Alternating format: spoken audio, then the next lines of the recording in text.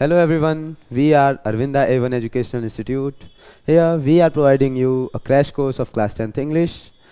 Today we are discussing the chapter 1 of class 10th English named A Letter to God, written by G.L. Fewens.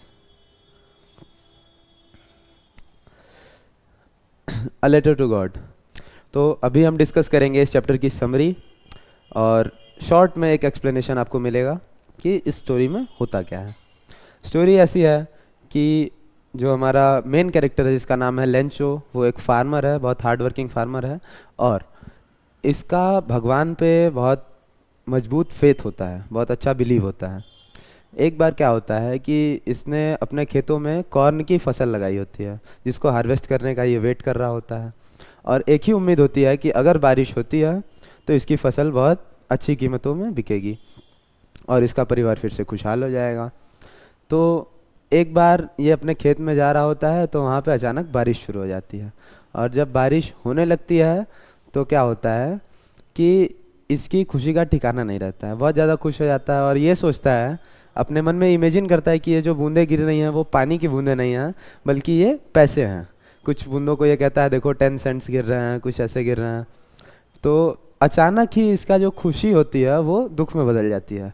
कैसे कि जो बारिश की बूंदें होती हैं वो ओलों में कन्वर्ट हो जाती हैं और धीरे ही धीरे देखते देखते इसकी पूरी फसल बर्बाद हो जाती है और इसके खेतों में ऐसा लगता है कि एक सफ़ेद चादर बिछ गई है और इसकी पूरी फसल ख़राब हो जाती है। तो इसका जो है अपने भगवान पे इतना फेथ होता है कि ये एक लेटर लिखता है भगवान को। तभी आप चैप्टर के नाम से आप समझ गए होंगे कि स्टोरी का नाम है अ लेटर टू गॉड। ये क्या करता है, भगवान को एक लेटर लिखता है कि भगवान मेरी फसल ख़राब हो गई है और मुझे कुछ हेल्प चाहिए। लेटर में क्या होता है कि वो 100 पेसो मांगता है। पेसो जिस कंट्री की ये स्टोरी है, जिस ओरिजिन की है, वहाँ की करेंसी पेसो है। तो ये 100 पेसो मांगता है और अपने लेटर में ये सब लिख के कंक्लूड करके ऊपर एड्रेस में डाल देता है टू गॉड। जब टू गॉड लिख के ये पोस्ट ऑफिस में ले जाके लेटर पोस्ट कर देता है तो वहाँ पोस्ट ऑफिस में क्या होता है ना कि सारे लेटर्स को पोस्ट मास्टर जो होते हैं वो पढ़ते हैं, एड्रेस के हिसाब से अलग करते हैं। तो जब पोस्ट मास्टर की नज़र इसके लेटर पे गई तो एड्रेस इसमें देखा, एड्रेस में क्या लिखा है, टू गॉड लिखा है। तो इसे थोड़ा अचंभा हुआ तो इसने लेटर खोला।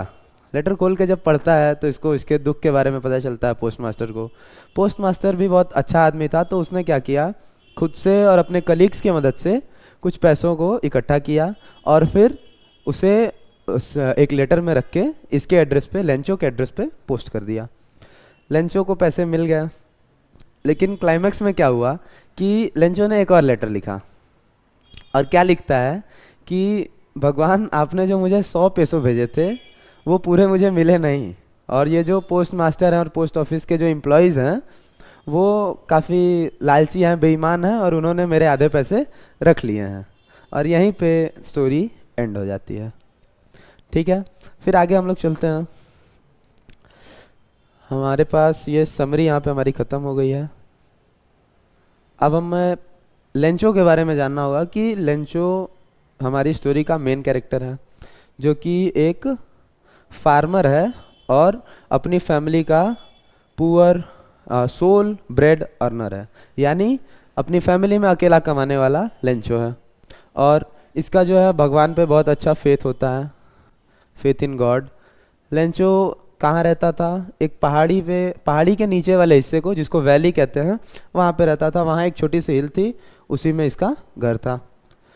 फिर throughout the morning Lencho sat in his house and waited for the rain to come. जैसा कि आपको समरी में पता है कि उसका एकमात्र जो उम्मीद थी वो बारिश थी, तो मॉर्निंग में वो रेन का इंतज़ार कर रहा था और ये विश कर रहा था कि रेन या एक शावर ही आ जाए, एक फुहारा ही आ जाए उसके खेतों में, जिससे कि उसकी जो फसलें हैं वो बढ़ जाएं।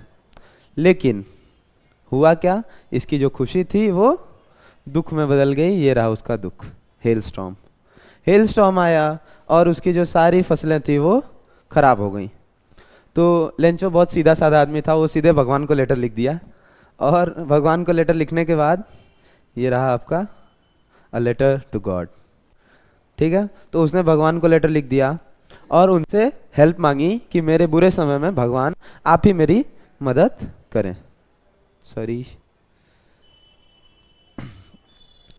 इसके बाद और लेटर में उसने क्या लिखा कि सेंड हिम 100 पेसोस। पेसोस आपको पता है वहाँ की करेंसी है, जिस भी कंट्री के ओरिजिन की ये स्टोरी है वहाँ की ये करेंसी है। नेक्स्ट एक मेन कैरेक्टर हमारे पास है, सेकंड मेन कैरेक्टर, जो कि है पोस्ट मास्टर। पोस्ट मास्टर बहुत ही अच्छे दिल का इंसान था। उसने क्या किया, जब उसे पता चला कि ये कितना सीधा साधा आदमी जिसने भगवान से मदद मांगी है, तो ये खुद ही मदद करने को तैयार हो गया। कैसे?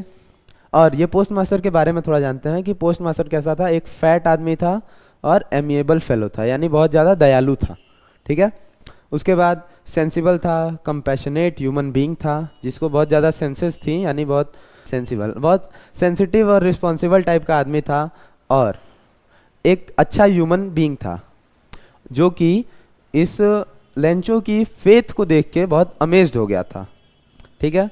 और उसने खुद मदद करने का जिम्मा उठाया ताकि लेंचो की जो फेथ है भगवान पर से वो टूटे ना, और खुद से अपने एम्प्लॉयज़ में, अपने कलीग्स में मिला जुला कर कुछ पैसे इकट्ठा किए और लेंचो को भेज दिया।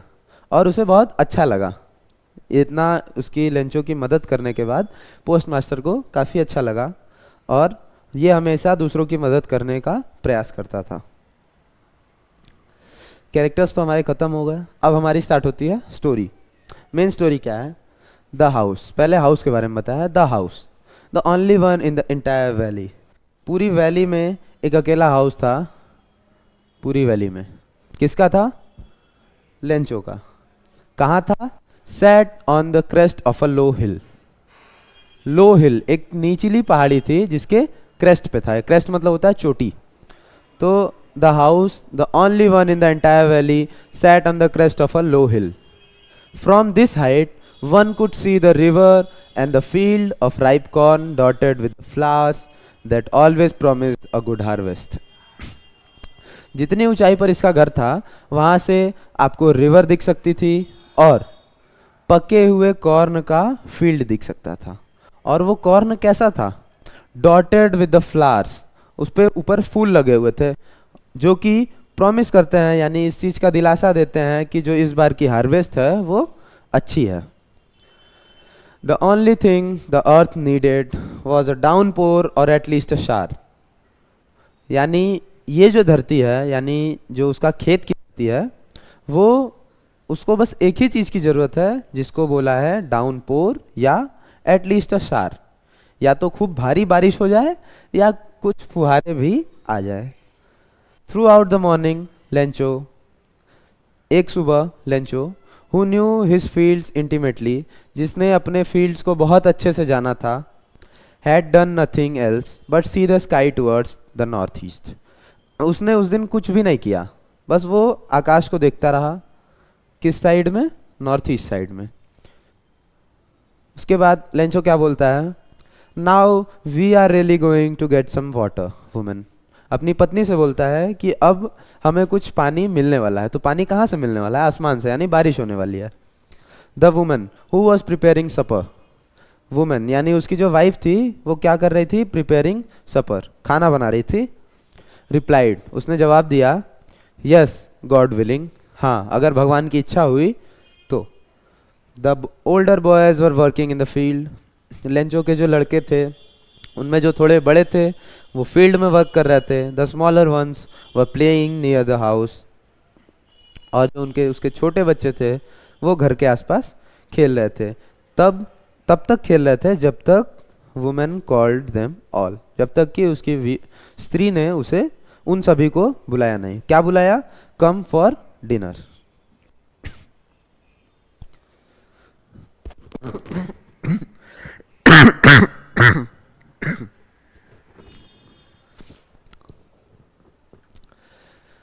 It was during the meal that, just as Lencho had predicted, big drops of rain began to fall. जब वो लोग खाना खा ही रहे थे, it was during the meal, just as Lencho had predicted, जैसा ही कि लेंचो ने प्रेडिक्ट किया था, जैसा कि लेंचो ने बताया था, big drops of rain, बारिश की बड़ी बड़ी बूंदें, began to fall, गिरना शुरू हो गई। In the northeast में huge mountains of clouds, clouds के माउंटेन्स, यानी बड़े बड़े बादल, कुड बी सीन अप्रोचिंग, दिखाई दे रहे थे आते हुए। The air was fresh and sweet, वहाँ की जो हवा थी काफ़ी फ्रेश और स्वीट थी। आप लोगों ने भी नोटिस किया होगा कि जब बारिश होने वाली होती है तो हवा काफ़ी फ्रेश हो जाती है। The man went out for no other reason than to have the pleasure of the feeling the rain on his body. The man यानी लेंचो, लेंचो बाहर गया, उसका बाहर जाने का कोई और रीज़न नहीं था, नो अदर रीज़न। जबकि क्या था उसका रीज़न? एक ही रीज़न था कि the pleasure of feeling the rain on his body, उसके बॉडी पे जब बारिश होगी तो जो उससे प्लेजर मिलता है, जो खुशी मिलती है, उसे फील करने के लिए वो बस बाहर गया। एंड वेन ही रिटर्न्ड, और जब वो बाहर वापस आया तो ही एक्सक्लेम्ड, एक्सक्लेम्ड यानी उसे काफ़ी वो चौंक कर बोला कि these aren't rain drops falling, ये जो गिर रहे हैं ये रेन ड्रॉप्स नहीं हैं, ये बारिश की बूंदें नहीं हैं from the sky, they are new coins, ये नए सिक्के हैं यानी कॉइन्स हैं। The big drops are 10 cent pieces and the little ones are 5, जो बड़ी बूंदें हैं वो 10 के सिक्के हैं और जो छोटी बूंदें हैं वो 5 के सिक्के हैं। ये लेंचो अपने परिवार से कह रहा है। With a satisfied expression, he regarded the field of ripe corn with its flowers draped in a curtain of rain. With a satisfied expression, एक ऐसा expression जिसमें वो काफ़ी satisfied था, जिसका मन भरा हुआ था। He regarded the field of ripe corn with its flowers. उसने अपने पके हुए कॉर्न के खेतों को, जो कि क्या अपने फूलों के साथ पके हुए थे, रिगार्ड किया यानी धन्यवाद किया, इन जो कि कैसे थे?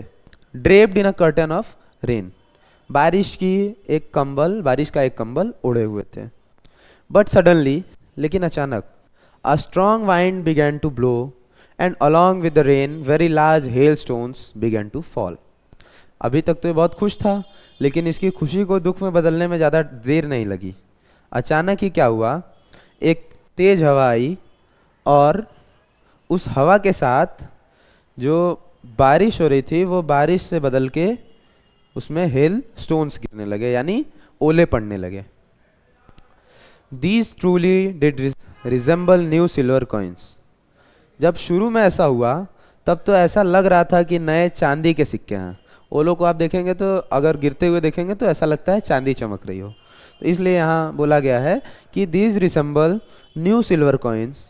The boys exposing themselves to the rain ran out collect the frozen pearls, जो लड़के थे जो कि बारिश में खुद को भिगा रहे थे, वो उन फ्रोजन पर्ल्स को, जमे हुए मोतियों को इकट्ठा करने के लिए दौड़े।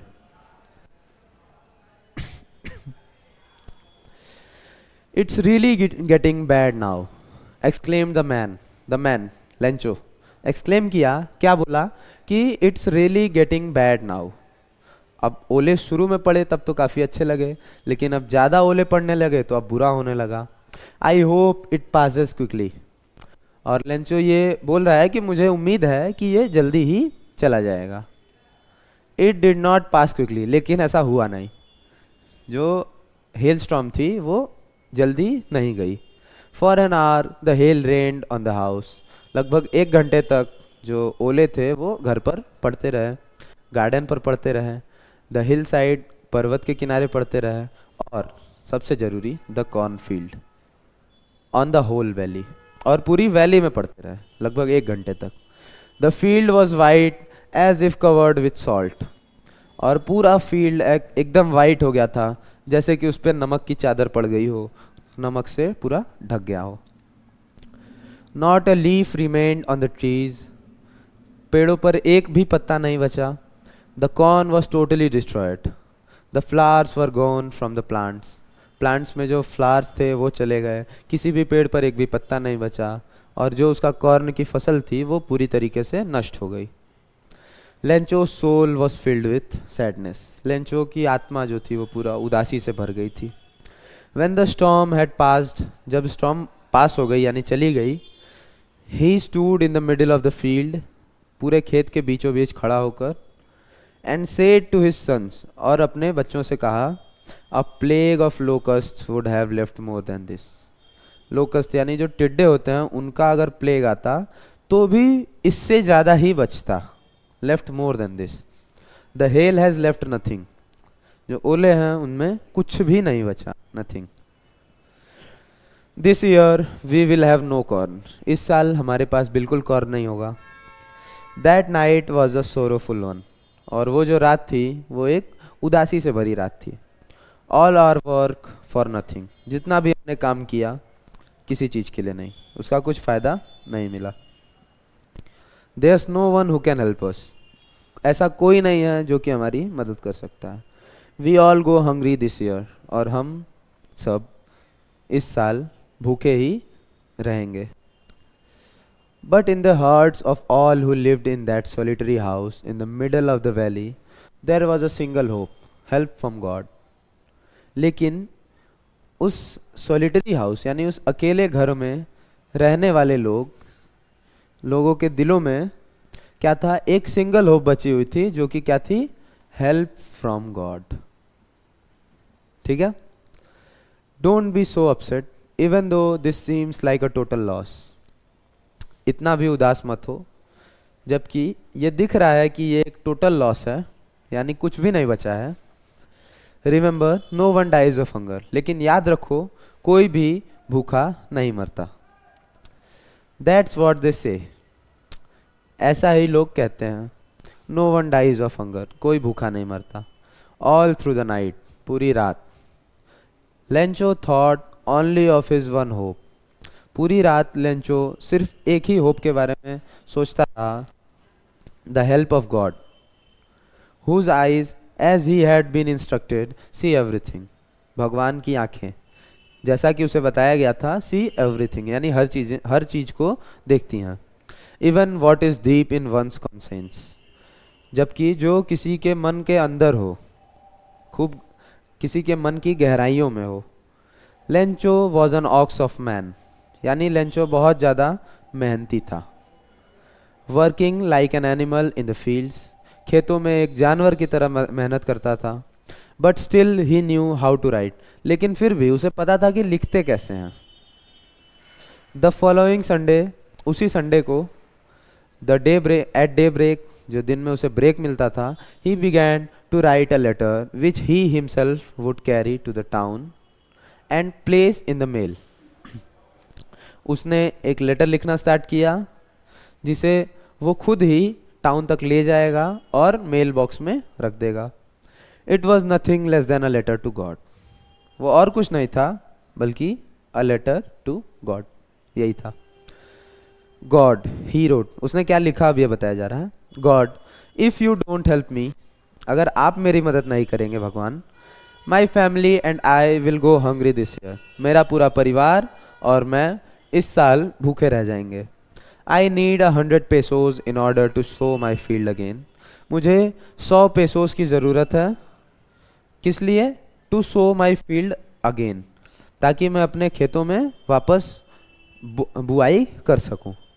And to live until the crop comes. और जब तक नई फसल ना आ जाए तब तक मैं जी सकूं. और आगे उसने लिखा, बिकॉज द हेल स्टॉर्म. यहाँ आपको दिखेगा, यानी उसने आगे की कहानी उस लेटर में बताई है कि हेल स्टॉर्म ने क्या क्या किया. ही रोट, उसने लिखा, टू गॉड यानी भगवान को, ऑन द एनवलप. एनवलप पे एड्रेस लिखते हैं, तो एड्रेस के जगह पे उसने लिखा to God. Put the letter inside. और उसने लेटर को अंदर रखा एनवलप के. And still troubled went to town. और अभी भी परेशानी में है, टाउन में गया. यानी परेशानी में होते हुए भी वो टाउन गया. At the post office he place stamp on the letter. Post office में उसने एक स्टैम्प लेटर पे रखा. Dropped it into the mail box. और उसे मेल बॉक्स में डाल दिया. वन ऑफ द एम्प्लॉयज, उनमें से ही एक employees, who was a postman, जो कि एक पोस्टमैन था, and also helped eight the post office. Postman भी था और पोस्ट ऑफिस पे भी कुछ मदद कर देता था. Went to his boss laughing heartily and showed him the letter to God. अपने बॉस के पास गया दिल से हंसते हुए, एकदम खुशी से हंसते हुए, और उसने उस लेटर को अपने बॉस को दिखाया. Never in his career as a postman had he known that address. अपने पोस्टमैन के पूरे करियर में उसने कभी ऐसे एड्रेस के बारे में नहीं सुना था. The postmaster, a fat, amiable fellow, also broke out laughing, but almost immediately he turned serious and tapping the letter on his desk. The postmaster, जो पोस्टमास्टर था, अ फैट अमिएबल फेलो, एक मोटा और मजाकिया किस्म का इंसान था, ऑल्सो ब्रोक आउट लाफिंग, वो भी हंस दिया, बट ऑलमोस्ट इमीडिएटली, लेकिन तुरंत ही टर्न सीरियस, वो तुरंत सीरियस हो गया, and tapping the later on his desk, और अपने डेस्क पे उस लेटर को रख दिया, कमेंटेड, और बोला, व्हाट फेथ, क्या बिलीव है, क्या फेथ है, क्या भावना है, I wish I had the faith of the man who wrote this letter, मैं ये विश करता हूँ कि काश मेरे में ये फेथ होती जो इस मैन में है जिसने ये लेटर लिखा है. Starting up a correspondence with God, जिसने भगवान से एक बातचीत शुरू की है. So in order not to shake the writer's faith in God, तो उस राइटर का जो फेथ है गॉड में वो टूटे ना, वो उसमें कोई कमी ना आए, इसलिए the post master came up with an idea, post master को एक आइडिया आया, क्या, कि आंसर द लेटर, लेटर को वो आंसर कर दे. आंसर में क्या करेगा, लेकिन अब उसके बाद लेटर को ओपन किया तब पता चलेगा ना कि लेटर का आंसर क्या देना है. But when he opened it, लेकिन जब उसने ओपन किया लेटर को, it was evident that to answer it he needed something more than goodwill. जब उसने उस चीज़ को ओपन किया, उस लेटर को ओपन किया, तो इट वॉज एविडेंट, ये दिख रहा था, ये समक्ष था, दैट टू आंसर इट, कि उसका आंसर देने के लिए, उसका जवाब देने के लिए उसे गुडविल यानी अच्छी सोच और अच्छी भावना के अलावा भी कुछ और भी चाहिए. क्या चाहिए, गुडविल, इंक एंड पेपर, इनके अलावा भी उसे कुछ और चाहिए. क्या चाहिए, but he stuck to his resolution, लेकिन वो अपनी जो निश्चय था, जो दृढ़ निश्चय था, उस पर वो अड़ा रहा. He asked for money from his employees, उसने अपने एम्प्लॉयज से पैसे मांगे. He himself gave part of his salary, और उसने अपनी सैलरी का भी कुछ पार्ट उसमें दिया. And several friends of his were obliged to give something for an act of charity. और उसके कई दोस्तों ने भी इस चीज़ को एक एक्ट ऑफ चैरिटी बोल के, यानी एक दान का काम समझ के खुशी खुशी पैसे देने को तैयार हो गए. It was impossible for him to gather together the 100 pesos. उनके लिए मिलकर 100 रुपये जुटाना काफ़ी इम्पॉसिबल था. So he was able to send the farmer only a little more than half, तो उसने उस फार्मर को आधे से कुछ ज़्यादा ही देने के काबिल समझा खुद को, और दिया भी. He put the money in an envelope addressed to Lencho, and with it a letter containing only a single word as a signature, God. He put the money in an envelope, उसने एक envelope में उस पैसों को रखा और उसके address पे लेंचो का एड्रेस लिख दिया. एंड विथ इट, और उन पैसों के साथ एक लेटर रखा जिसमें और कुछ नहीं था, सिर्फ एक वर्ड था जो कि सिग्नेचर था, गॉड, यानी गॉड का. द फॉलोइंग संडे, उसी Sunday, Lencho came a bit earlier than usual. Lencho हमेशा से थोड़ा जल्दी आया. To ask if there was a letter for him, ये पूछने कि क्या उसके लिए कोई लेटर है.